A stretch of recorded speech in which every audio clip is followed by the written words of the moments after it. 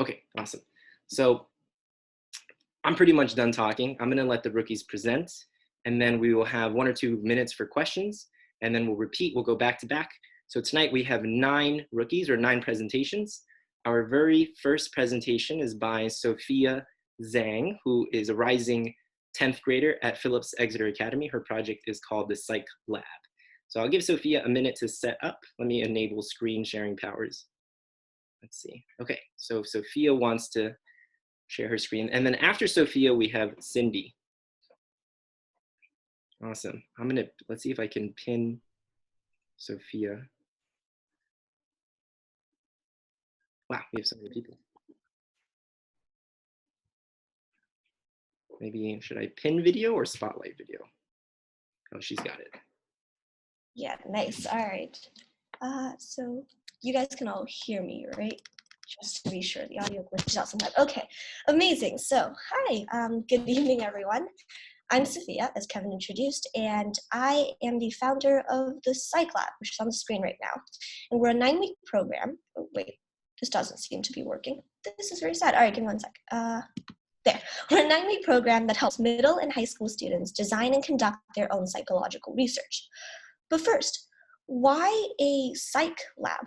Let's start with psychology. So here's a little exercise. Here are some letters, and take a second to read them. Okay, now try and remember or write down as many as you can remember in order. Okay, I'll take y'all have done it. So most of us can maybe remember like 6 or 7 of these letters, but this can make the process a lot easier.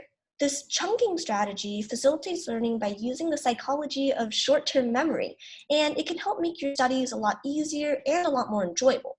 But psychology doesn't stop there. Have you ever felt that you don't know how to cope with anger? Have you ever felt lost in dealing with unbearable stress or depression?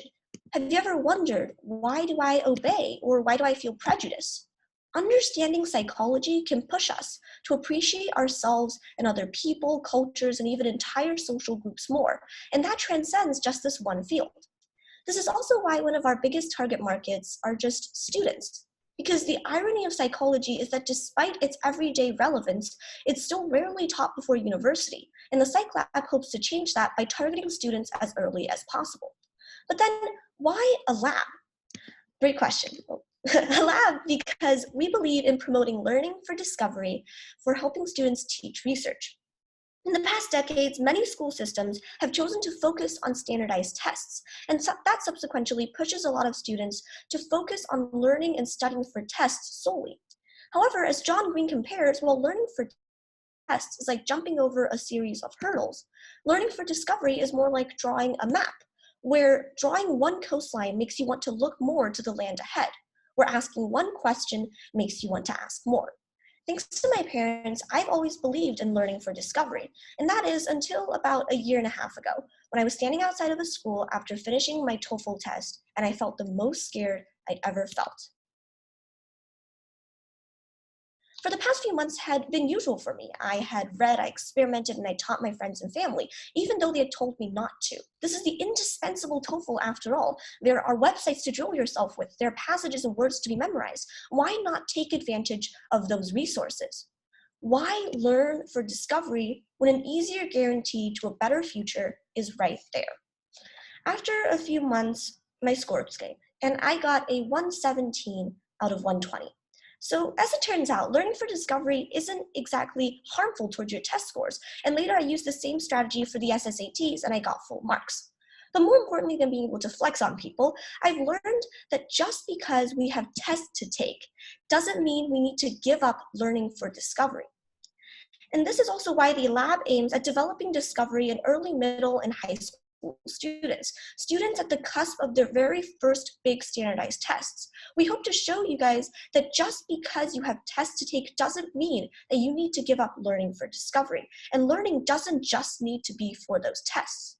To help kids regain that joy of discovery, our curriculum is split into 2 main parts. To start, we'll cover the essentials, and everything from forming a testable hypothesis to developing your own research plans. We'll talk about these ideas in 6 to 7 minute videos, and then we'll make them tangible through group activities like charades, puzzle hunts, and scavenger hunts. And then in the remaining weeks, our students will learn to apply these ideas to 3 real-world psychology studies, starting at recreating famous research. This time, one of our groups is doing the Skinner box and the other doing Pavlov's salivation study. And then our second study will move to researching your own questions, and in the last, we'll focus on moving from groups to one-person teams. Currently, the lab is in our first generation, with our students forming 2 research groups of 3 students, and in the past 3 weeks having learned the basics of research, as well as finished their first studies, tasks normally reserved for university students. Each of our groups have also crafted 2 paragraphs explaining the plan of their study as well as analyzing their results. And apart from being intellectually challenging, our students also say that this is an entirely enjoyable process, with 5 out of 6 of them saying that they'd be very disappointed if we no longer offered the lab, and all of them citing that experimenting on other people and doing research has been the most welcome change from in school. We believe that this is because while psychology is extremely intriguing for a lot of students, it's usually not taught in schools or in other online platforms. And on the other hand, by having students draft their own research hypotheses and procedures and analyze their own results, the lab is able to increase student engagement, sustain interest, and in the long term, equip them with the confidence to face new discoveries head-on, no matter what field they're going to be working in. In the next year, I plan to work closely with other psychology professionals in polishing and developing our curriculum, as well as running 2 more generations of the lab. I also hope to develop our YouTube channel, which offers short videos on how to do research as well as our results, and push the boundaries of learning psychology research beyond just the students attending our program. And now lastly, a little bit about me. So for years, I've been teaching and learning for a way to help students learn for discovery. And in the process, I've taught over 1,000 students. I've taught first graders in libraries, I've taught as a debate coach and teacher at UBond, and I've also coached MUN candidates. And also in my spare time, I like to experiment my newest ideas on my little cousin Yo-Yo. Can't put a picture here, but he's still alive. And on the other hand, I also love learning psychology because after reading 2 textbooks in 9th grade and earning an A in the psychology course at the University of Pittsburgh, psychology has changed how I discover my world. And so today our ask is for additional resources for our students. May it be a mentor or lectures or videos or a trip to a psychology lab.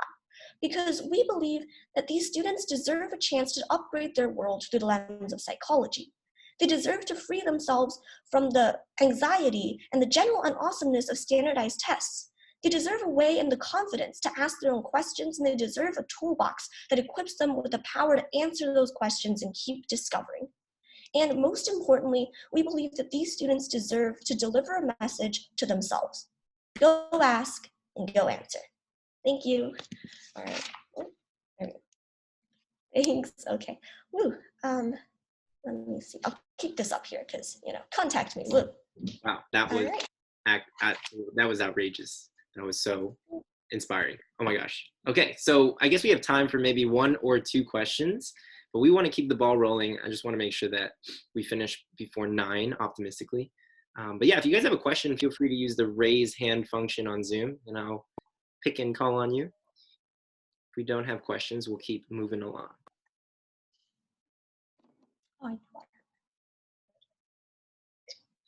My older sister, who's like a family attorney, just said the presentation was amazing. It was really, oh really my God. good stuff. Okay. Oh, we have a question from Lorna, I think. Sorry if I'm butchering that. Oh yeah, Lorna. Mm-hmm. Oh, I am sorry if you cannot see me. I am in a car and it is very dark. But my question is for you, Sophia. What kind of guidance do you give your students for the kind of experiments that they can design, and then who do they perform these experiments on? Okay, thank you. So for the guidance part, we basically start with learning like basic research skills. So we have videos and also the activities I mentioned in the pitch. And then for the specific experiments, I work with both groups on like a weekly basis. And so basically we polish out, first of all, a summary of the study. I think we have one like a little earlier that we might have breezed past.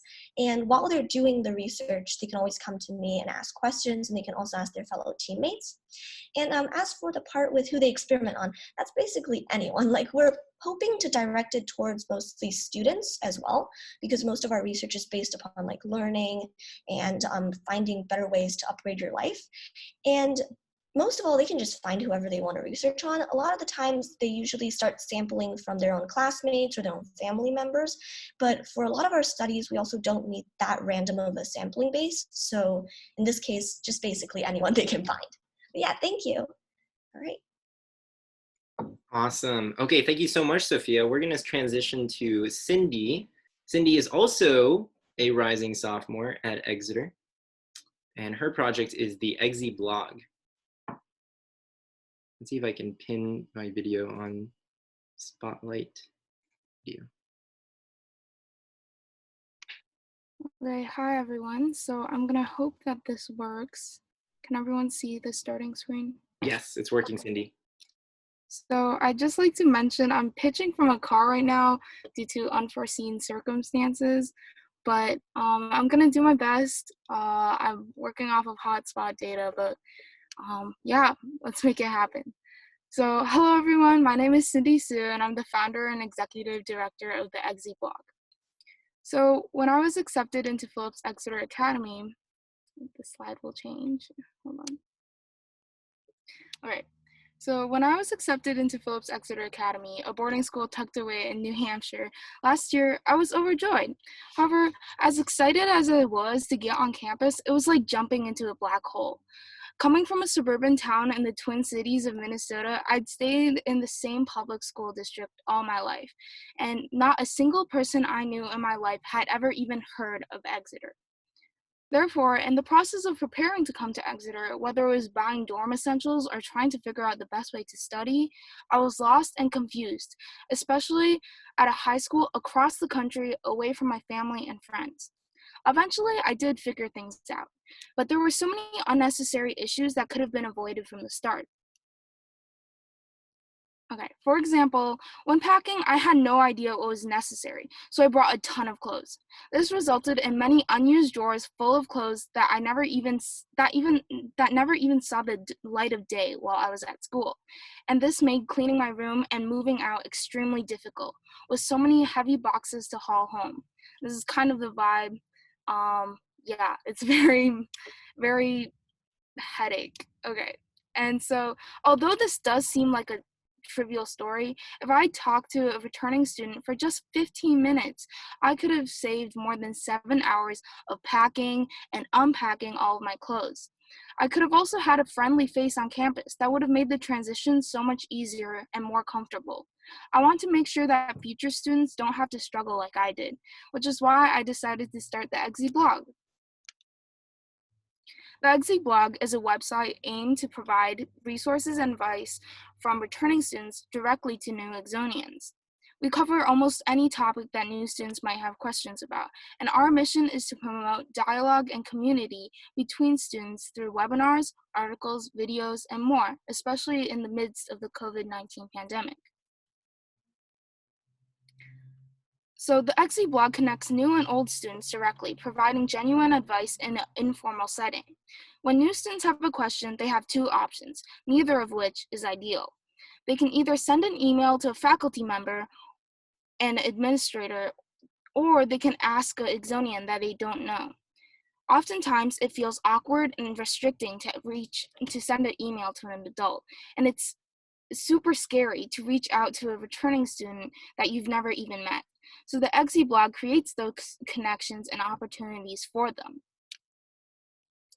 Even though we're associated with the school, content creators for the blog get almost complete creative control, which can be hard to find in other school publications. This is kind of what our website looks like. Obviously, our main consumer base are new students to Exeter. However, returning students generate content in the form of blog posts and videos. Since we launched in June, we've held 2 webinars and published 6 articles covering school policies and featuring different dorms. In less than 2 months, we've grown to 134 users, which is more than a third of the incoming class. And our website has reached over 1,028 unique viewers and racked up over 3,000 site views. However, even though these statistics show that the Exi blog has reached many, I'm most proud of our impact on students. After our webinar giving advice on study tips and skills, viewers felt their confidence in studying at Exeter increase by over 30%. One of the attendees of the webinar, Amdi Bante, incoming freshman of Exeter, said that I really liked how they spoke about their individual experiences and shared all of their advice because they've been in the same situation as us. I loved how we could learn from someone that has already been where we are. I think that really covers the gist of what we're trying to achieve at the Exi blog. Over the next year, we hope to promote longevity by creating an official club. We also plan to launch our video team and YouTube channel, which will feature videos such as a day in the life of an Exeter student during COVID-19. These videos will not just help incoming students, but also broaden our audience to prospective applicants all over the world. I know that I would have loved to see something like this when I was first considering Exeter. My name is Cindy Sue, and I'm going into 10th grade, and I'm interested in computer science, business management, and going on road trips, which is why I'm here right now in the car. I would also love to hear from more experienced individuals in the fields of project management or team management, AI, global outreach, and content video creation, or maybe just any Exeter alumni. I'd love to connect. My email is Cindy Duansu, listed down here, and my Instagram is Cindy Duansu. So I would really appreciate if we could talk and share some stories. Thank you all for listening.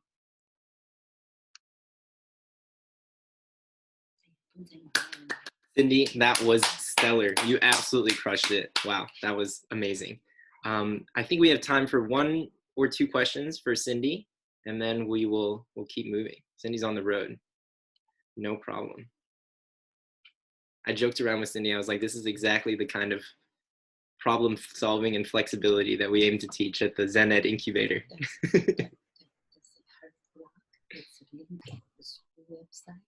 Yeah. My mom has a question. She said, is the Exi blog linked to the Exeter website? Like, how is it connected or affiliated in that way? Yeah, so right now it's connected to the official Exeter Connect website, which is only available to students and faculty with the Exeter email. However, in the next year or so, I hope to open up a new website that's open to everyone on the internet so we can reach a broader audience, and that's also going to be in conjunction with the YouTube channel. So yeah. Fantastic. We have big plans in the pipeline. Wonderful. All right. One last round of applause for Cindy. And next up we have Ava, who is also a rising sophomore, I guess a current sophomore, at the Latin School of Chicago. And her project is called Cookies for Kids. So we'll give Ava a minute to set up. Let's see if I can pin the video or spotlight the video. All right. And after Ava, we have Livia. So Livia is on deck.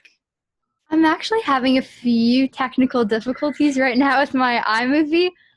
So if there's a possibility of coming back to me, that would be greatly appreciated. Yeah, that's okay. Sorry. Right. So we have Olivia, and then why don't we do Livia, Alex, and then we'll come back to you, Ava. So that should give you like 15 minutes or so. All right. Livia, any chance you're ready? I'm going a little bit earlier than anticipated. Yeah, I'm good. All right, Livia's ready.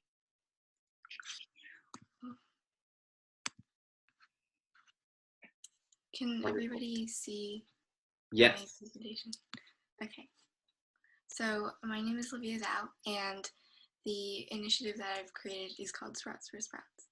So while the climate crisis is one of the most prominent issues of this generation, we've been constricting the age of awareness to young adults. Personally, I wasn't even aware of the severity of environmental pollution until a few years ago when I traveled to the Mariposa Foundation in the Dominican Republic. My group and I spent hours under the blazing sun, cementing around 500 eco-bricks stuffed with plastic waste to build a bench for an underfunded school. Even as I knew about trash lying on the streets, I could have never expected the incredible 4,000 pounds of trash the foundation collected. We also worked with Girls in the Mariposa Foundation, which provides a sustainable solution to ending generational poverty by educating and empowering girls.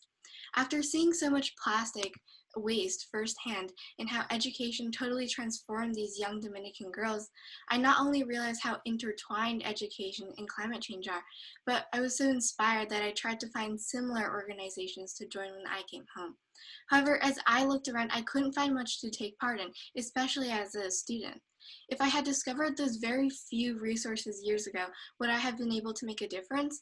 Would I have even wanted to? Was there an opportunity available for me to exist in the conversation?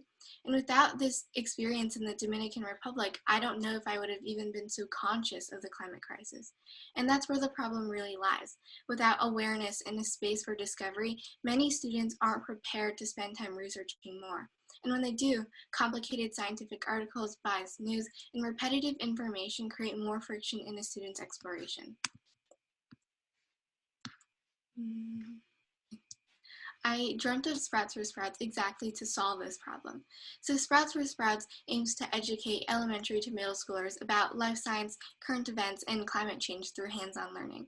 The core of Sprouts for Sprouts are the 2 plants each student receives, as well as the educational newsletters to feed their curiosity. Each plant I picked, the pothos, spider plant, and string of pearls, are so easy to propagate, so students can share this initiative with others and start to create their own sustainable community. At the same time, the plants serve another purpose. Caring for plants is a hands-on activity often missing in the education of this topic and is especially important during a crisis like this. Not only are students personally invested and have ownership in their education, but as students tend to their plants, they serve as a reminder of other life in the world. The newsletter included teaches kids about the severity and the preventability of the climate crisis, as well as the necessity for action. One of the most recent topics I've written about is the California wildfires and climate change's correlation with increased lightning strikes. And no doubt, if the students had tried to research this study themselves, the scientific articles explaining the formation of these phenomena would have been incredibly perplexing for the young audiences that they're just not meant for. I want to make this material accessible and enjoyable for kids, so I've been also adding additional resources on how to be more proactive, including how to research and discover organizations. I've also created a small classroom with Sprouts for Sprouts by using a platform called Tribe. Combined with the newsletter, here I update my progress often and encourage students to work with each other, answer questions, and initiate conversations. In this example, a student responded to a short prompt, after which I scheduled a call with them to discuss more deeply about how I could help and what she could research. And I hope to scale this interaction with the community to an even greater level with the physical action of propagation. I've already encouraged students to share their second plant with a friend, and in time they'll also be able to share another. This built-in hands-on approach to creating their own community is why there are very few other programs like this. I have such a small number of students that I can personally support them while they learn how to reach out to others about climate change. Education-based programs like National Geographic Kids don't have this interaction component, or just hands-on programs don't educate as much about current events and the importance of sustainability. Sprouts for Sprouts is a good mix, right in between, and also adds a guiding hand in discovering independence and activism. Each issue of the newsletter is completed with a few options on how to make a difference that week. A last issue, I added ways to contribute to different movements as a minor and how to research. Sprouts for Sprouts costs $30 a student as of now, and as of now I've reached 8 students, but I've been working on expanding into local elementary school classrooms. I've been collaborating with a 3rd grade class to see how I can incorporate this hands-on project with distance learning. And in the future, when I attend Exeter, I hope to continue this project and engage the local community through ESO, the Exeter Social Service Organization. And here's what I'm planning for the next few months. I primarily want to focus on the collaboration with classrooms and the website launch. I want to attach parts of the newsletter so that even students who aren't in the program can still benefit from it. And by combining submissions from the students and my own experiences, I can create a blog about this program's progress and other sustainable projects that we'll take part in. So a little more about me. My name is Livia Zhao, founder of Sprouts for Sprouts. Ever since I was young, I've been helping out my family in our garden, which has helped me develop a love for all science. I've won some life science and physics awards and regularly tutor younger students in subjects ranging from music theory to even more science. In the midst of all this, I'm still looking for ways to contribute to my community. Renovating a park for my Bronze Award, neighborhood cleanups, and playing at a veteran ceremony have all nurtured my interest for activism. Tonight, I'm asking for your help in developing more educational resources for Sprouts for Sprouts to create a reliable and a personal community. If you know anybody who can guide me in the right direction for resource planning and execution, research, and our kids' education, I would love to hear from them. Thank you. Awesome, Livia. All right, let's take a look and see if we have any questions. Wow, lots of clap emojis. That's how you know everyone loved it, Livia. Oh, did I see someone raise a hand or no? If you guys could raise your hand through the raise hand function on Zoom, that makes it a lot easier to spot. Overall, I guess we don't have any questions. Livia's pitch was crystal clear. Okay, so we'll keep moving along. We have Alex. Alex is in Chandler, Arizona. So he's 3 hours behind. All right, we'll give Alex a minute to set up. Alex is also a new freshman, so he's adjusting to high school. It's been a crazy first few weeks. All right, I'm gonna spotlight the video on you, Alex. All right.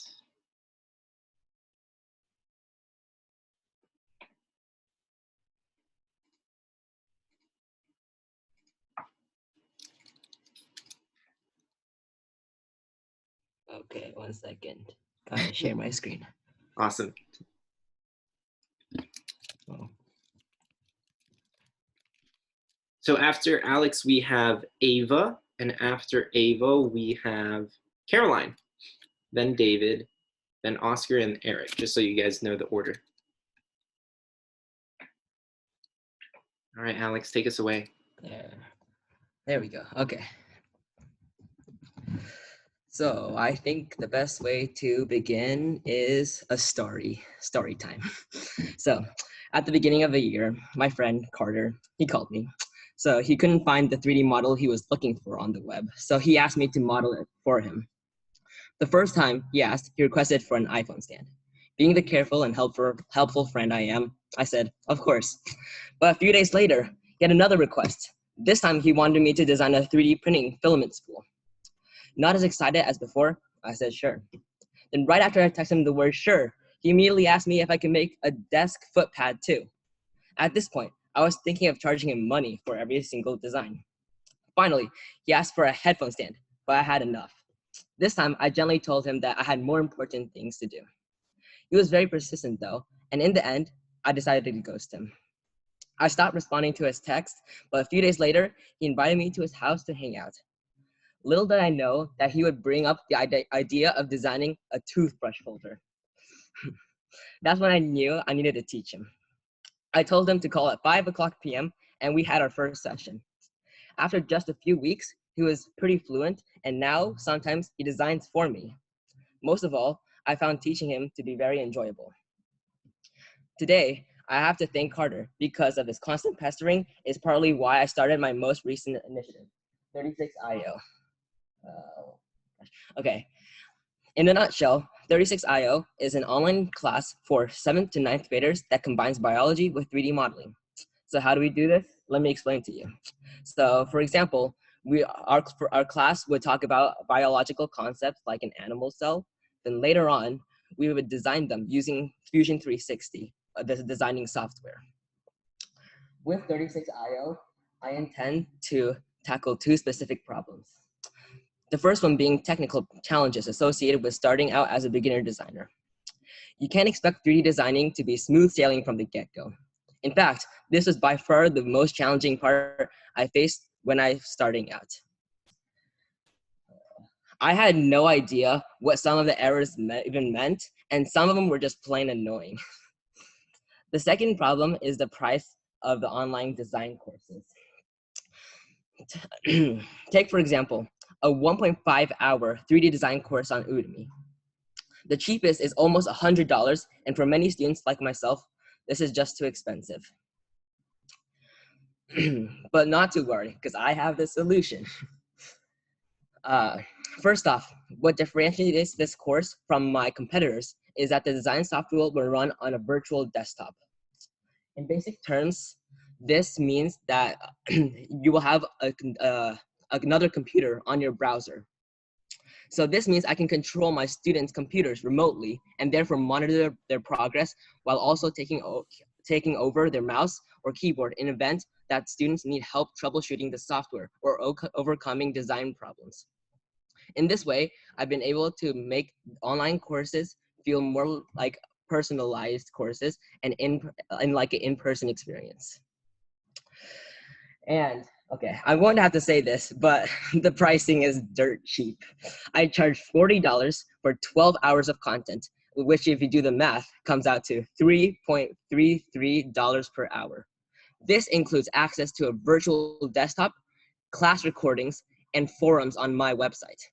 I really want anyone who is even mildly interested in 3D design to have an opportunity to just take a shot at it. Another unique feature of 36IO is the group size. Since I'm only teaching 5 people, I'm able to personally guide everyone to success without having to slow down the class. In the first 3 weeks, I've recruited 5 dedicated students and generated $200 in revenue, 2 of which signed up by themselves, and 1 of these 2 being a complete stranger. In our classes, I teach my students and also make them problem solve at the same time.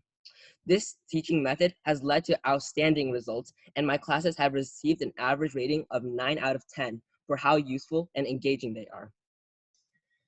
For example, on August 16th, I hosted my first online class, and in just 1 week, my students have advanced from designing a thingamabob, which is the thing on the left, and then all the way to designing an animal cell, which is week 2 on the right.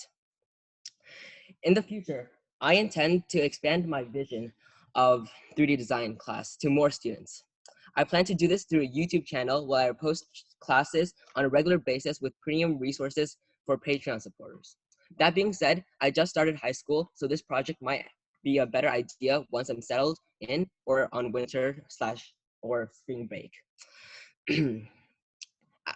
At the same time, I'm still teaching classes, and given this is my first initiative, I have a special ask. I'm looking for folks who have experience designing or with CAD softwares. It would be an honor to have you as my guest speaker or teach a workshop during my class. Let me know if you or anyone you know would be interested in volunteering. And these are my contacts, my phone number, email, and my website. So, and now a little bit about me. So, my name is Alex Fong, and I've been designing functional 3D prints for almost 4 years now, and I strive to improve my technique with every single new design that I create. This mindset has allowed me to create many home gadgets, including a sink fountain adapter, a gadget that turns your faucet into a water fountain. This design has been downloaded almost 1,000 times since last year. 3D designing, commonly known as computer-aided design, or CAD, is a 21st century skill that anyone can learn, and a skill that I believe everyone should learn. From artists to engineers, CAD software that helps a wide range of users create 3D objects on the screen. And hobbyists around the world like me have discovered CAD as their primary source for creating anything they wish to make with one of today's popular cutting-edge tools, the 3D printer. Not only is it important in the professional world, but I also want to teach kids that design can be fun and help you express your ideas by taking something you imagined and bringing it and turning it into a real world object. Nothing is short of the magic, and I hope to spread it to more and more students over the next few years.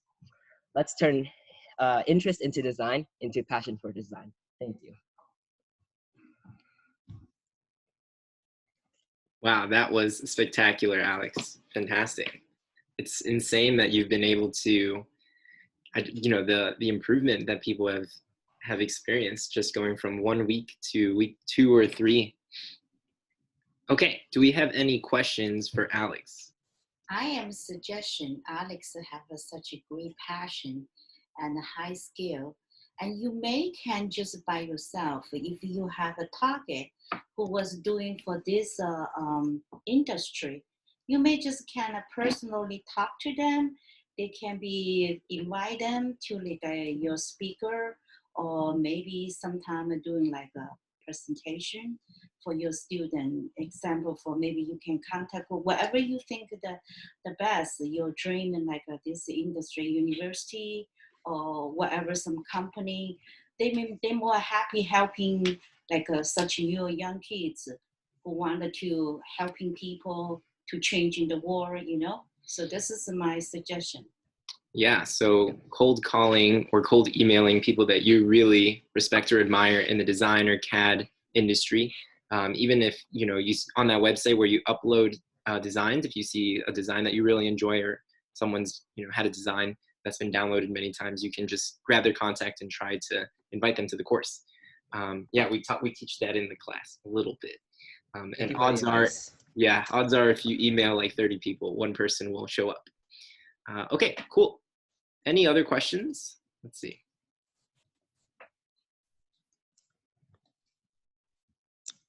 Okie doke. If not, we'll move along. Next up, we have Ava from Chicago. Are you ready, Ava? Thumbs up. Yes. Ready. Okay, after some technical difficulties, we figured it out.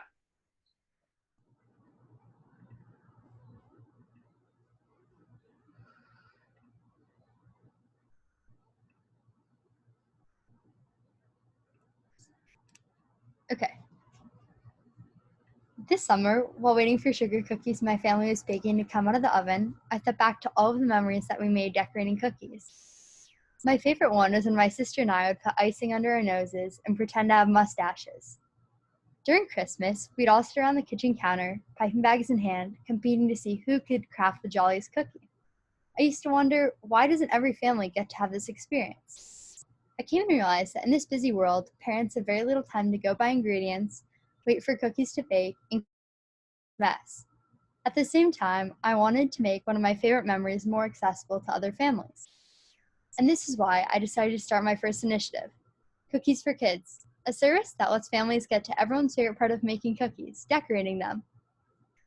I sell boxes of 10 pre-made sugar cookies, complete with frosting and sprinkles.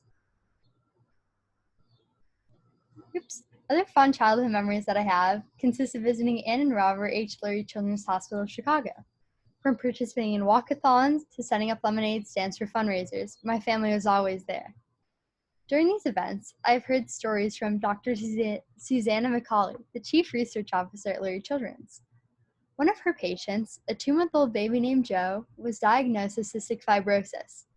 Over the past 20 years, life expectancy for CF patients has doubled. This leap can be credited, in part, to the groundbreaking work of Dr. McCauley. She recently received FDA approval for the drug Trikafta, which she developed with her team.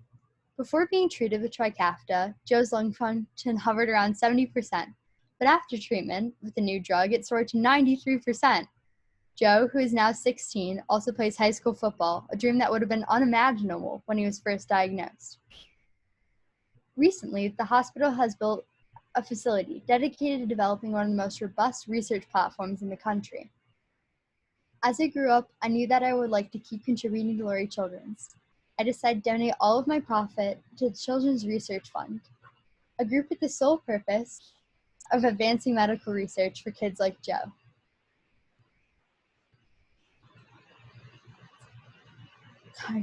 In just 6 weeks, I sold 55 boxes, bringing my net sales to $1,100. Each box is $20 and costs $3 to make, which means 85% of the customer's money goes to the Children's Research Fund. In the early stages of my initiative, I asked potential customers to pay for one box. The average answer was about $10 less than the amount that bakeries throughout Chicago charge for the same service. However, by making the cookies myself and buying ingredients in bulk, I'm able to offer the boxes for a lower price and with a far more personal touch. Within 2 days of the delivery or pickup date, I bake the cookies, ensuring that they'll always be fresh for the customers. I usually market towards parents, especially ones with kids ages 5 to 13. Parents in this category are often low on extra time and are always looking for new ways to bond with their kids. Another group interested in my initiative are people invested in the hospital. volunteers, board members, the staff who work there. I've had far more customers that fall into the first category, but I've discovered that people who care about the hospital tend to purchase more than one box. We've also been featured in 2 events that drove some of our sales. The first was in a parent Zoom meeting that took place at a private school in the city. After the meeting, parents were sent a form to sign up. I was also featured in a weekly newsletter that was sent out to board members of the Children's Research Fund. Before we were highlighted in these events, most of our sales came from 15-minute phone calls. Although Cookies for Kids has been by and large a huge success, my primary challenge is delivery and scale. I'd like to be able to reach customers nationwide as opposed to remaining just local in Chicago. However, this idea has proven to be nearly impossible with a food item. In order to keep the cookies fresh, I need to overnight ice packs, which are quite expensive. Very few customers, I think, would want to pay an extra $30 for cookies. Even if I obtain these customers, it would be difficult to keep up with orders. So, given these logistical challenges, I've decided to pivot. I plan to grow Cookies for Kids into a larger program that continues to benefit the hospital. This winter, I'll be hosting virtual events where high school students can read to patients that have had an extended stay at Lurie Children's. To me, Lurie Children's is not just a hospital, but a hub where talented doctors and researchers committed to changing kids' lives work. I'm Ava Falk, a sophomore from Chicago who plays soccer and tennis, loves math, and is passionate about bringing people together while improving my local community. If you're willing to advise me as I develop my virtual reading initiative, please contact me at afalk@lsoc.org. It's also on the screen. Thanks so much for listening. Amazing job, Ava. I know you had some struggles with iMovie, but it looks, I mean, that was just unreal. That was the timing and the animations and all of it. So yeah, Ava raised over, what, $2,000 in a month for the Lurie Children's Fund? $1,100. $1,100. Also impressive. Awesome. Great job, Ava. Do we have any questions for Ava before we move on to Caroline? We have Caroline, then David coming up. Let's see, any questions?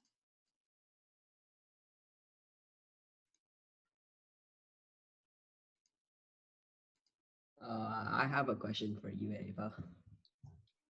Okay, Alex.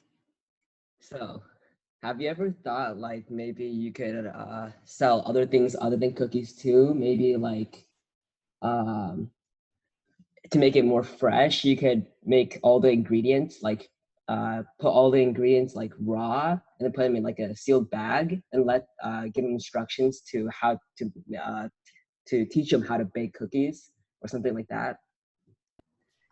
Yeah, I was actually thinking of doing that at the beginning of the summer.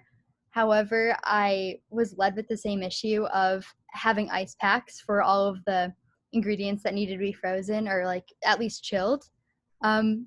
So that was one of my main issues for that. But then I also, at the beginning of the summer, wanted to sell bracelets, but I soon found out that was way too time consuming because it took me 3 hours just to make one bracelet. So I kind of strayed away from that and then moved on to selling cookies. All right. So no matter what we're selling, we're donating it. We're trying to support Lurie Children's Hospital. I've never been, and I'm more committed than ever to support this place and the people who work there. Awesome. Okay, so next up we have Caroline. I'll give Caroline a moment to set up. Let's see if I can spotlight the video. Okay, cool. Can everyone see my screen? Yes, okay, perfect. Hey everyone, my name is Caroline, and this is my initiative, the Pen Pal Project. It's a program that connects students worldwide through snail mail. As of today, I have 34 signups and first emails have been sent. But things weren't always going so smoothly. In fact, up until around a month ago, I had a completely different project called Speak Up, which was a 10-week debate course. But after realizing some potential complications with current debate coaches and parents, I decided to put that initiative on hold. Unfortunately, this left me with just 6 weeks to plan and execute a totally new initiative from scratch. After around 2 weeks of feeling miserable and crying every night because I had no idea what to do, I realized I would be even more upset with myself if I was the reason why the first session of the Zen Ed Incubator didn't have a 100% success rate. So I pulled myself together and decided on this new idea of connecting and giving students a chance to send and receive mail that's now known as the Pen Pal Project. This initiative stemmed from what I was missing and what I had always loved doing, writing letters. This is me in 2014 at my No Electronics summer camp. The amazing young woman next to me is the counselor that planted my love for writing letters. Her name is Sarah. Sarah gave me her address at the end of my very first time at camp. She told me to send her letters after camp to stay in touch with her. Over the course of the next year, we learned things about each other, like where her last name Hershey came from, only through mail. The first letter I received from her, I didn't even wait until I was back inside my house to open it. I tore it open as carefully as my short, clumsy 8-year-old fingers could and pulled out the letter. I remember marveling over her messy but beautiful blend of print and cursive handwriting and crying happy tears about the fun times we had at camp, swimming in the lake and hiking through the woods. Now that COVID-19 has turned the world upside down and everything is virtual, it's hard to take a break from the screens and even harder to stay close with friends. But I want to be able to replicate the same feeling for everyone, especially those who never had the opportunity to send handwritten letters before. Since the birth of this idea, I've been refining the Pen Pal project to make the user experience more pleasant and smooth. The original plan was to just connect people and release a prompt every 2 weeks. But after conducting some customer interviews, I realized that providing one prompt made participating a lot less appealing because it felt like a school assignment, which is why I now send participants 3 discussion questions every time. Some examples of prompts would include: who or what do you think changed your life the most? What's the most exciting thing you've done since quarantine started? And what color do you identify with the most and why? Of course, they don't have to strictly talk about the given topics, but if they do need coming up with things to talk about, they have options to choose from. The next major refinement I made was giving people the choice to do online communication or snail mail. At the beginning, I thought that everything had to be virtual for now because of COVID-19. But while talking to some potential participants, I found that many people are actually interested in the mail aspect of having a pen pal. They want to have the experience of writing a letter, sealing an envelope, and then sending it off. I completely underestimated how hungry for old-fashioned communication young students are. Now, registration has opened exactly 3 weeks ago, and since then I have received 34 signups from 12 different cities and 6 different states and 2 different countries. I primarily marketed the initiative through Instagram, WeChat posts, and referral marketing. Referral marketing ended up being the most efficient way to spread word about my initiative, getting 21 signups. Instagram was the least effective, getting only 3 signups, and WeChat was in the middle with 10 signups. The target customer for the Pen Pal project is anyone from ages 9 to 15 who likes meeting people from all around the world and is genuinely interested in learning more about other cultures and lifestyles. Following that, pairings have also been made and the first round of communication has started. Here are 3 of the 34 emails sent. To make the introductions easier and the opening of the Pen Pal project more manageable, everyone started with emails. After this round of communication, everyone who chose snail mail will be shifting over from email just so that they continue to get that amazing experience. Now, in the long term, I want to reach 10 states in the United States and 5 students internationally by the end of spring. To achieve this, I'll be reaching out to some online educational programs and schools. My ultimate goal is to reach 4 different countries by the end of the school year. Compared to other Pen Pal programs, the Pen Pal project comes out ahead because it was created by a kid and is for kids. This means that I can use my own experience with sending mail and meeting people to decide what would be most helpful. An example of this is the discussion guides. From my own experience, I know that it can be extremely difficult to start a conversation with someone you just met, and that's even more emphasized if you were paired with them randomly. The later amendment was also inspired by my own feelings about strict prompts. To me, it feels too formal and similar to school. Ultimately, the prompts aren't just about asking questions, but really about getting people to open up easier, show vulnerability, and spark friendships. They're there to make an experience that encourages people to desire more discussion and connect on a human level. Lastly, being a student also means that the communication between the participants and me can be more comfortable and more frequent. I've been able to easily ask participants how they feel and ask them about what they think of future developments and additions. But who am I?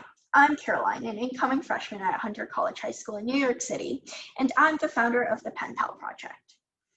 My personal experiences and excitement for writing letters motivated me to create this initiative. My goal is to allow the next generation to step away from the virtual world, but still stay connected with people from all around the world. Join me on my journey to make this happen. I'm looking for someone to guide and mentor me as I continue to expand. As the Pen Pal Project hopes to launch internationally across several continents over the next year, I'm hoping to receive mentorship from someone who has experience navigating initiatives across borders. To contact me, you can email me at carolinechum6@gmail.com or call and text at 646-858-6922.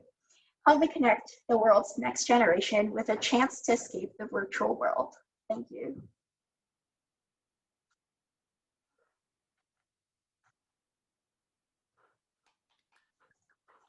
Awesome. Caroline is the magician. I remember we were having these patrol meetings, and Caroline was really stuck and had to switch gears, which is very scary and daunting. And then she just showed up one week. She was like, "Hey guys, I have 30 signups." We were like, "What? What just happened? Where did this come from?" So that was really, really remarkable. Okay, do we have any questions for Caroline before we move on to David, I believe, is next. One of my friends asked me, Caroline, is that Branford in the background, which is a Yale dorm? And I was like, yes, Caroline is a child prodigy. She got into Yale at the age of 12. She'll be majoring in global affairs. All right. Okay. I guess we have no questions. So we'll move on to David, who just texted me to say the Heat are about to win the Eastern semifinals. So that's also cool. David is a huge basketball fan, even flips basketball cards, which is a really, really cool side business as well. But yeah, David is a 8th grader, and he started a program called Detox by David. So we'll let him take it away. Let's see if I can spotlight the video on you. All right. Can everyone see the presentation? All right. So, hi, my name is David, and I'm the founder of Detox by David. So, over the summer, I decided to undertake a challenge I could never have imagined doing a couple months ago. I decided to start my own business. Here's how it happened. At the start of this summer, I realized that I'd be stuck at home during quarantine, so I turned to something that I've done for virtually my whole life, gaming. But after playing games for 5 or more hours a week, I felt ashamed of the amount of time I was wasting. Deep down in my soul, I knew this wasn't a productive habit, and I desperately wanted to quit. But I would be in literal pain as I watched my friends have a great time without me. Still, I persevered. I slowly lowered the number of hours I play each weekend, and it was all worth it in the end, as I now only play 1 hour or less of video games each week. As I reflected on my own experience, though, I realized how challenging this process was without any outside help. This realization transformed into my business, Detox by David. Detox by David is a 1 to 4 week video game detox. For just $5 a week, you get access to personalized material specifically designed to help you quit. Furthermore, not only do I meet with each student one-on-one to coach them through the detox, but I also offer them healthy alternatives, such as reading articles about the history of gaming or learning about how others successfully beat video game addiction. When I put out my sign-up form to the public, I was ecstatic after 4 people had signed up for my service in just 1 day. However, this was a false sign of success, as I had no new signups for weeks. I would grind and grind, eventually texting and calling more than 50 potential customers, but no one wanted to participate. As I watched the other rookies gain signups and succeed, I felt like a fraud. I was demotivated, hopeless, and truly wanted to scrap the business.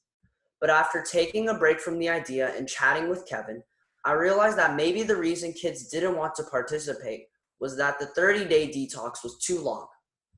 This led me to add an option to join a 1-week detox. After pitching the idea to a few of my friends, many decided to sign up. This achievement gave me a huge boost in confidence and motivated me to work harder on my initiative. After months of hitting a brick wall, today, I'm super proud to announce that Detox by David has 4 dedicated customers. While this might not seem like a lot, what matters most to me right now is the customer experience. I want to deliver a superb, unforgettable, custom-tailored service to each of my customers. Because studies show that people are more likely to commit when they have a partner, I assign program participants with an accountability buddy. Not only do buddies support each other throughout the duration of the program, but they're also required to exchange daily journal updates with one another. This ensures that each participant maintains constant communication with others throughout the program and graduates with a new friend. This first batch of signups is going to be a test for my program, as all of the customers will be my friends. After this batch of people finishes their detox, I will ask them for 5 of their friends to join the program. My plan is to repeat this process and primarily rely on referral marketing to grow my initiative. My target audience is middle schoolers who play video games for around 2 to 7 hours a week and are looking to quit. I don't want to force people into this program. I want to further empower people who want to change. So far, I have 4 signups and I'm about to start all of their detoxes soon. I strongly believe that the program has the potential to change many people's lives for the greater good. After going through my program, customers will not only spend less time playing games, but they will also gain access to a positive online community. I'm not just trying to help people change, but I want to help people change together. By the end of September, I'm looking to have 10 people participating in my program. By the end of November, Detox by David will have 20 users, and by the end of the year, we'll have 30 paying customers. At this point, you've probably guessed who I am. That's right, I'm David. Let me tell you a little bit about myself. I'm in the 8th grade and go to Prescott Junior High School in Modesto, California. I also have one brother who you can see in the photo. And some of my hobbies are, as Kevin mentioned, playing basketball, investing in basketball cards, hanging out with friends, and traveling the world. Video game addiction is a problem not often talked about in our society, particularly among middle schoolers. But this is a real problem, and a severe one too. The gaming industry is literally designed to hack into our brains, and I know firsthand just how addicting these games can become. But quitting doesn't have to be painful, and it doesn't have to be lonely either. My dream is to guide others through this arduous journey while also building a community. If you are interested in helping me with this journey, please contact me through my phone number or my email. Thank you.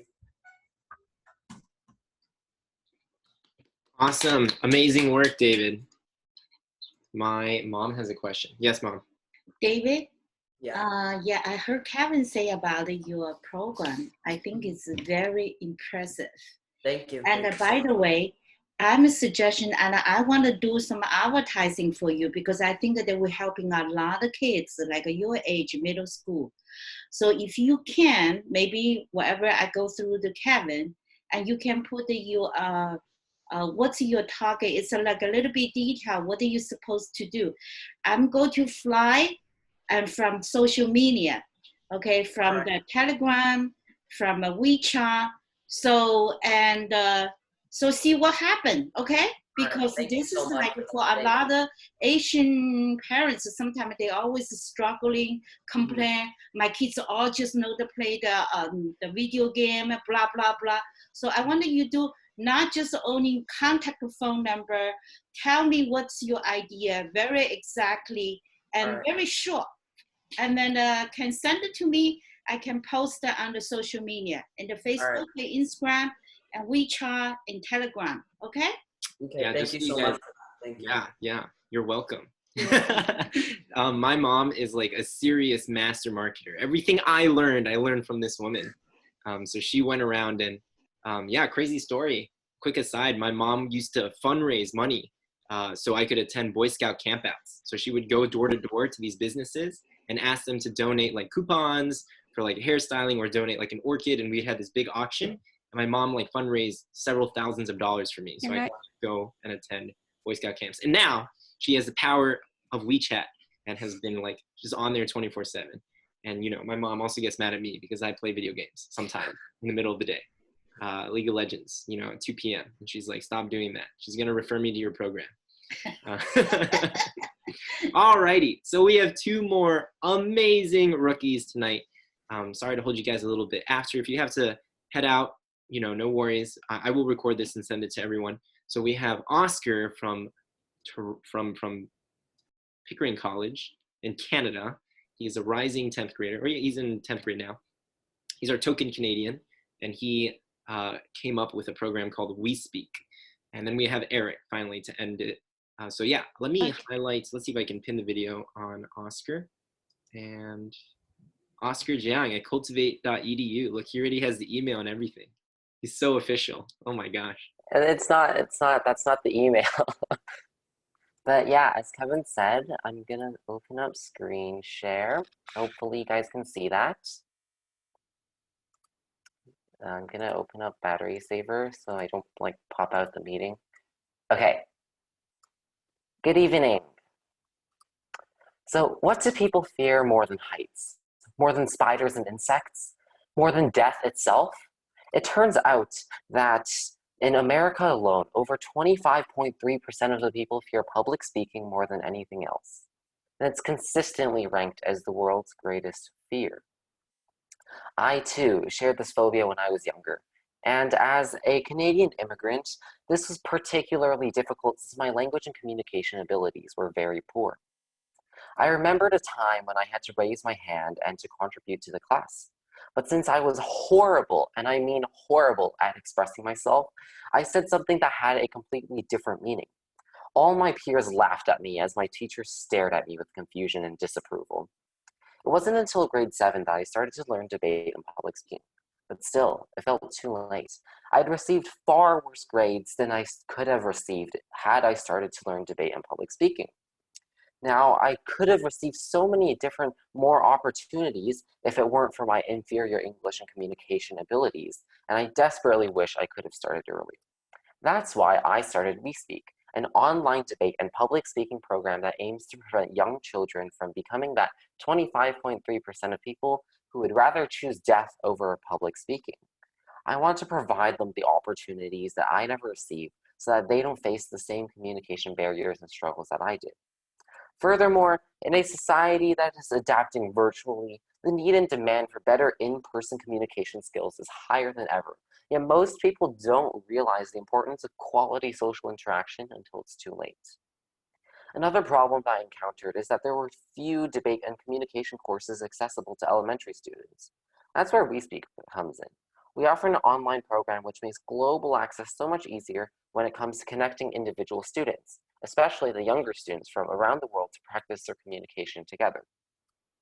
Over the past 2 months, We Speak has generated just under $900 in revenue and taught over 32 students from all over Toronto. However, my most impressive stat was my 96% conversion rate. I spoke with 36 parents all over the phone, and it was during these conversations that I realized just how serious the demand for public speaking was, especially at the elementary school level. Many of the students, furthermore, were also immigrants that I worked with. The course itself included 8 weeks of personalized content with weekly lessons lasting for 1 hour and 10 minutes each. We focused on each individual by having them write speeches about their passions, but also expanded their understanding of the debate format by practicing with a multitude of debate topics which range from this house would ban zoos, or this house would remove grades from tests and assignments, and even finally, this house would make online learning last forever.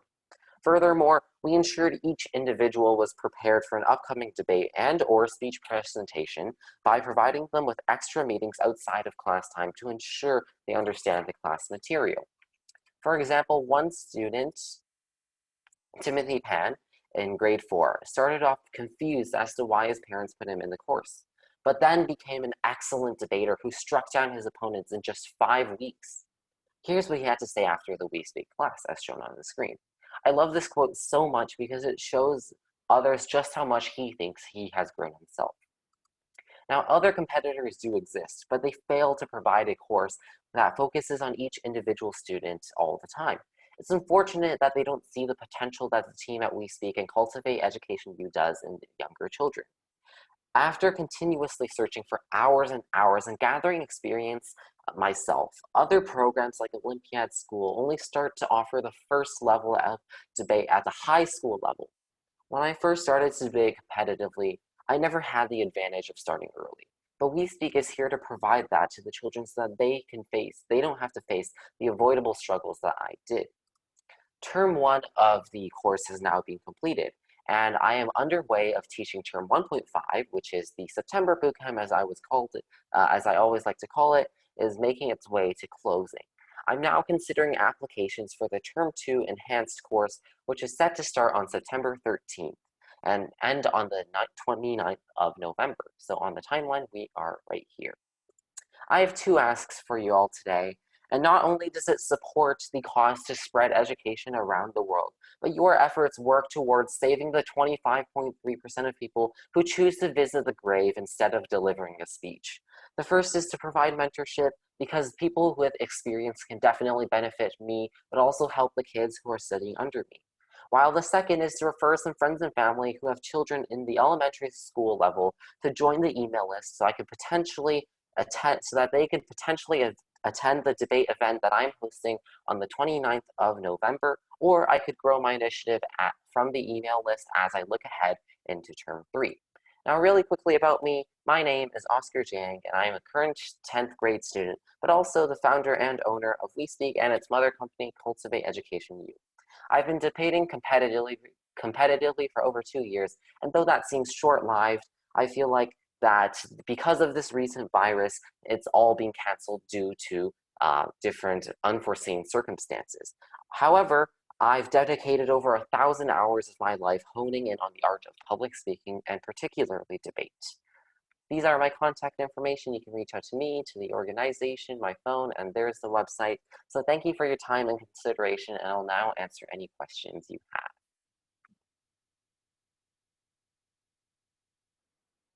That was remarkable. Thank you so much, Oscar. Do we have any questions from the audience? I just noticed that I think Ian's mom wanted to add a question. Can you send the link in the chat? Ooh, Oscar. If you could send the link, maybe to your website or your email, or just send both of them to the chat. Oh, you wanted to say something, Mom? The same thing, Oscar. I like your project, and also I noticed that the Asian student mostly. Just not longer ago, I had the mom to asking me, where have this public speaking course? I say, oh my God, I don't know. So fortunately, let me just try to find some, and I didn't know, Kevin didn't mention for me, you have that course.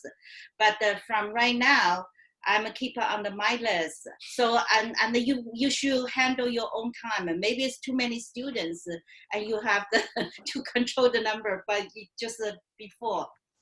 It's true. Oscar has too many students. The parents drive Oscar crazy. Complains to me. I have a question. Yeah. You mentioned that your forum is different from other public speak seminars or organizations because you are target to younger kids. Mm-hmm. So how do you make this understood by the younger kids? Because debating, you need to form your own opinion with their experience. So how did you design your program so it's successful for the younger kids? Yeah, thank you for the question. No, I think I generally like to go with the way that I learned, but modify it to a way where kids can kind of improve with their personal and individual learning strategies. Now, what I can say is probably the best part about this course is that it's interactive, right? I would hope to say that my program is like 30% to 40% of me talking, but then 60%-ish to 70% is all on the kids and they're debating. So most of the feedback and stuff happens through emails. They'll happen through different Google Forms. They'll happen through like one-on-one sessions. So I would love to say, and I would hope that this is true, that most of the time it's the kids debating, and then I'll give them some of the things that I kind of personally started to learn. Now, what I can say is I've started in around late grade 7, early grade 8, and I think that's generally really late. Now, what I've done for the kids is I've kind of taken like a tournament format that I would normally use and shrunk it down to like manageable speaking times. Hopefully that answers your question. Thank you. Yeah, thank you. Awesome. That was a great question and a great answer. Finally, we have Eric to bring us home. Eric is a rising freshman at Exeter. He's from New Jersey, but he always likes to mention he was born in California. Is that right? So yeah, we'll let Eric take us home. Let's see if I can spotlight video. Awesome. Whenever you're ready, Eric. Yeah, we can see your presentation and everything. All right. Hey guys, my name is Eric Wu, and I am a freshman at Phillips Exeter Academy. I am a chess player, rapper, and debater, among a lot of other things. Even though I participate in a lot of events, I am most proud of what I have accomplished for this Gen Ed incubator, EduMit. One of the most talked about hardships in our society is the school admissions process. For many kids, this process is one of the most stressful experiences in their entire lives. Luckily, for college applications, there are various resources to help guide applicants. But what about private high school applications? Aside from apathetic consultants who charge over $100 an hour, there are virtually no high-quality, accessible materials for middle schoolers. That was the problem I faced when I applied to private high schools last fall. I was so clueless that I only found out about the essay prompts 2 months before the application deadline. I had no one to turn to while I worked on my drafts, aside from my mom. But what started as a quest for a better education turned into a series of daily arguments. Once an argument got so bad that I ignored my mom for a full day, cried in bed, and emailed a rant to her. Accounts of other friends have also possessed the same narrative: confusion, contention, and calamity. In the end, I was very grateful to get into Exeter and Lawrenceville. However, some of my friends who absolutely deserve good schools didn't get accepted to any, all due to a lack of direction and guidance. That's why I established EduMit. Our goal is to help middle schoolers prepare for and perform well in the American private high school admissions process, because we believe a lack of resources is a despicable reason why a gifted student would have a premier education taken away from them. We hope to create a world with knowledge and guidance that is accessible to everyone, no matter their race, location, or financial situation. We do so by 3 main actions: providing financial aid for anyone who can't afford our premium courses, hiring experienced teachers who are both relatable and have relevant experience, and making our programs flexible so that people of all demographics can learn from us. Our target market is anyone who is interested in providing themselves a better future. We want our customers to be driven and know the positive impacts of a private high school education. As of now, we have offered 2 different programs, HSAI and ASAP. High School Applications Introduction is a more low-budget, group lecture-oriented course, while ASAP is a premium program offering more interaction and personalization through homework and one-on-one meetings at the end of the program. Students have to write short applications to get into Advanced School Applications program. We strive to efficiently spend our capital on marketing and have high customer retention rates. We aim to draw customers at around $5 because of the efficiency of Instagram, WeChat, and word-of-mouth referrals. We aim for a $300 customer lifetime value and an estimated serviceable obtainable market of 500,000 students annually. I consider EduMit a success. As of now, we have brought in 4-figure revenues and taught more than 50 students. Even though the ASAP program was only our 3rd course, the feedback was spectacular. I learned the kind of impact a simple program like this can have on future generations. This following is a testimonial from Ray, a student I never knew before ASAP. When I asked him how he found out about my program, he told me his cousin went to my HSAI course and recommended this program to him. Even in such a big market, EduMit still has its unique advantages. Kevin and I both have experience applying to multiple private high schools or more, so we can empathize with applicants. Our youth is also very unique. We hire student teachers who are also very relatable and also have relevant experience applying to prestigious high schools. We are also very easily scaled. Our group lessons could reach thousands easily, and our YouTube channel can provide wider audiences with minimum variable cost. In a span of less than 3 months, we reached over 70 students and generated more than $2,300 in revenue. We are donating more than half of all our profits to charities such as Give Directly. As you progress, we hope to achieve several milestones. First, create a high-quality YouTube platform to engage new audiences. Second, teach a total of 500 students through group lectures, lessons, free lectures, and YouTube videos. Third, officially incorporate and hire 3 student teachers. Fourth, teach other subjects relevant and useful for middle schoolers, such as giving them study tips. To take Edumate to the next level, we ask for advice about hiring, marketing to our target market, and reaching broader audiences. If you have experience in any of these areas, please contact us. Thank you so much for learning about Edumate, an organization that is committed to spreading knowledge, positivity, and charity around the world. If you would like to learn more or join us in our mission, please feel free to visit our website and contact us. No one deserves to feel lost, clueless, and frustrated in such an important process.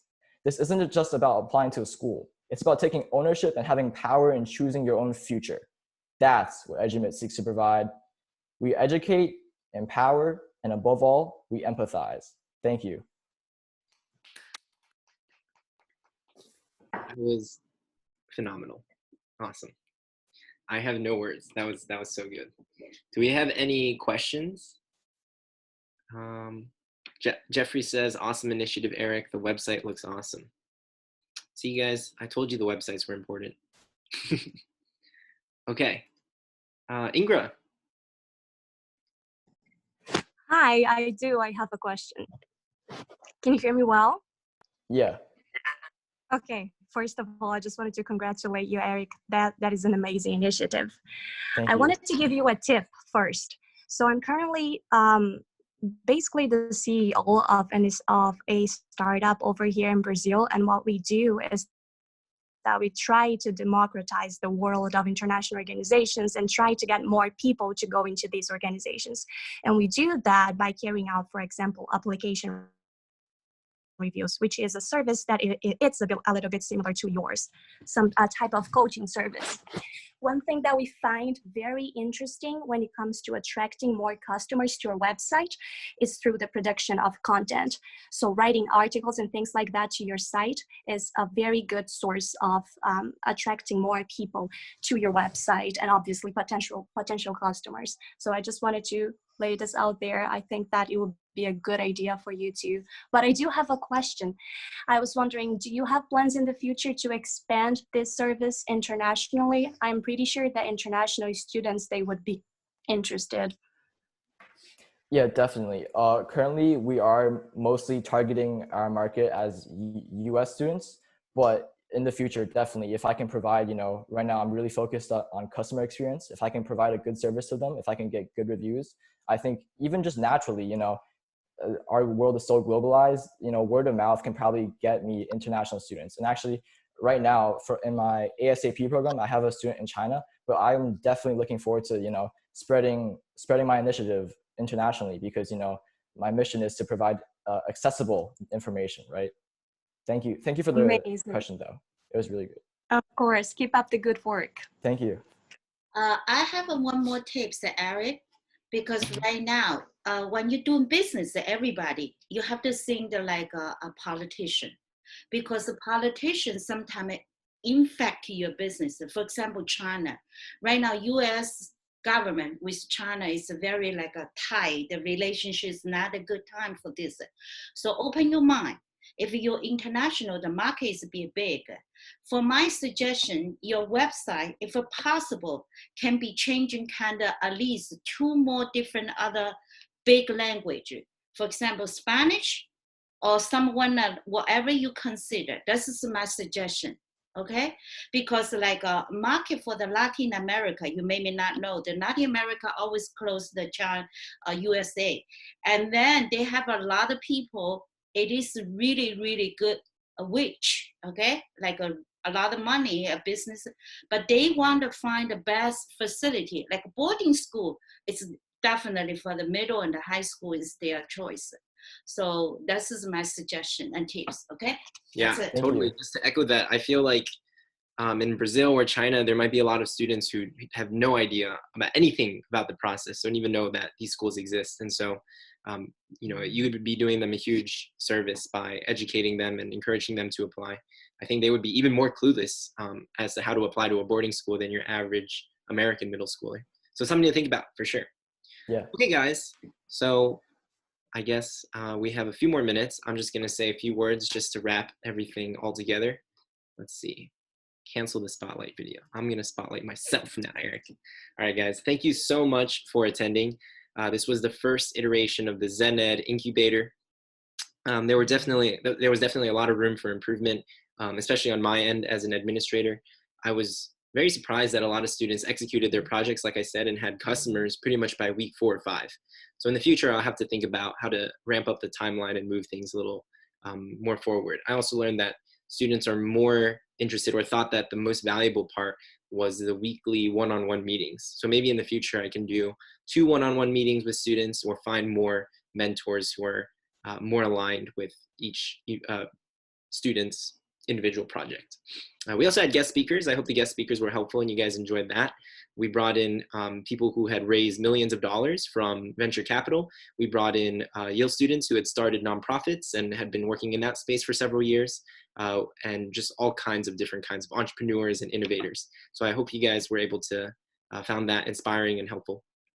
But, you know, last thing, I'm so proud of the rookies tonight. You guys absolutely crushed it. I think you know, I forced you guys to basically grind your pitches for 2 weeks, and it really showed. I think the quality of the pitches tonight were better than some of the pitches that I've seen at national competitions. They were better than some of the pitches that I've seen at Yale startup nights and things like that. So you guys should be incredibly proud of yourselves. And I recorded it so you guys can show it off to all your friends, and I'll splice it and I'll add little timestamps. So that way you guys are like, you don't need to watch the whole thing. You guys can just go to like 41:32 just to see my pitch and all that good stuff. And I will be sending this to other people in my network. So it looks like, you know, we didn't have a crazy high number of people show up tonight, but I will get this video out there, share it with other people, and I will send them your contact information and all that good stuff. So I will also try to connect each of you guys with a mentor. I think some of you guys have already started talking to people, which is wonderful. But yeah, just so you guys know, this is just the beginning. You guys have graduated from the incubator, which means you are officially part of my life forever. So I will be keeping tabs on each and every one of you and making sure that you guys succeed in high school, in your personal life, and beyond. So we're all part of a little ZenEd family now. And when I host this program again in the winter, I would love for some of you guys, Eric, Oscar, Caroline, Livia, David, Ava, Sophia, Cindy, Alex, to come back and even like give presentations or be guest speakers, because you guys have a lot of experience under your belts now. And you guys are going to find out that once your first initiative is done, your second, your third, your fourth initiative becomes easier and easier. So it really is one of those things where like the learning curve is steep at the beginning. And I think if I like force you guys, you have to start another initiative in a week or like something like that, I think you guys could actually pull it off. Like you guys know what to do, picking up the phone and getting customers through your personal network and all that kind of stuff. So just like to end by saying I'm so incredibly, insanely proud of each and every one of you. If, like I said, guys, I started my first initiatives when I was in late high school. If I had started in 8th grade or 9th grade, just getting that experience and being like a few years early, I think that it would have been so beneficial. And what I tried to do is create a program that I wish I had when I was 13. Okay, so Eric says that I should show the memes. So I had the kids create some memes as part of, you know, it was actually technically part of their assignment. Let me pull it up. I do have some of the memes here, and I'll show it to you guys. We have like 2 more minutes. Let me see if I can pull it up. Oh my gosh, this is so embarrassing. All right, let me share my screen. Okay. I created a huge presentation. Let's see, the memes are somewhere in here. I'll find them, they're easy to spot. There's a whole slew of them. It was probably like week where are they? Did I pass them? Hold on. Give me a second, guys. I didn't have them pulled up. I didn't have the memes ready just to be seen. In the meantime, does anyone have any questions? Give me 1 second as I try to find them.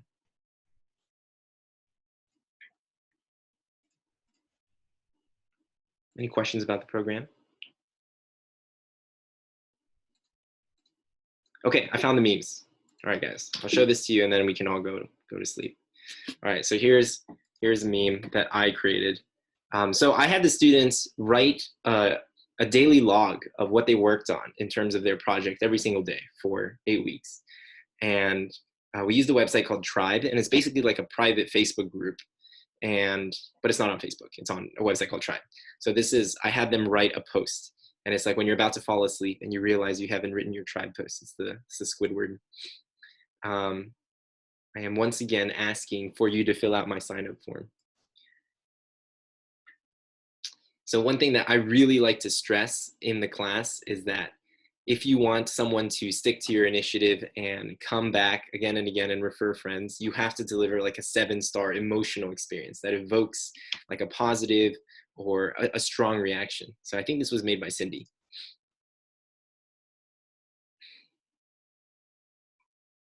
Okay, I think this one speaks for itself. This one was made by David. One thing that I highly recommend kids don't do is go around and spend hours designing posters and putting them up, because the conversion rate for posters are so low. Like I think if 100 people see a poster, maybe 1 person will sign up. So it's usually not worth the effort. But you know, there's definitely a case and point in time for everything.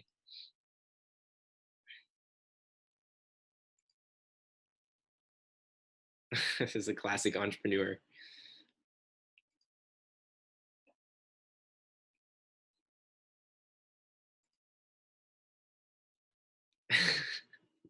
I like this one a lot, actually. This was made by Eric, who's always thinking in the business sense.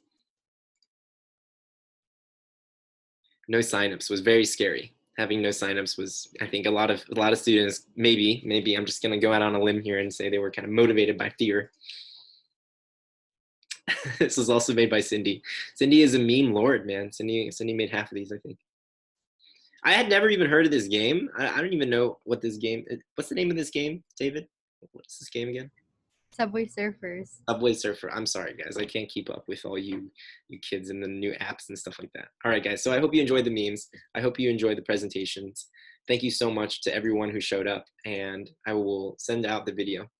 Last thing I'll say is if you listened to a pitch that you thought was really compelling and you want to reach out to a student, please do that. I think you have all their contact in the email that I sent earlier. I think it was yesterday. Yeah. So feel free to just directly message or contact them. And I'll also try to connect the rookies with a few mentors. Awesome. Okay, guys, that's a wrap. That's it. We'll keep in touch. Thank you again to everyone who signed up. Have a wonderful evening, guys. Bye.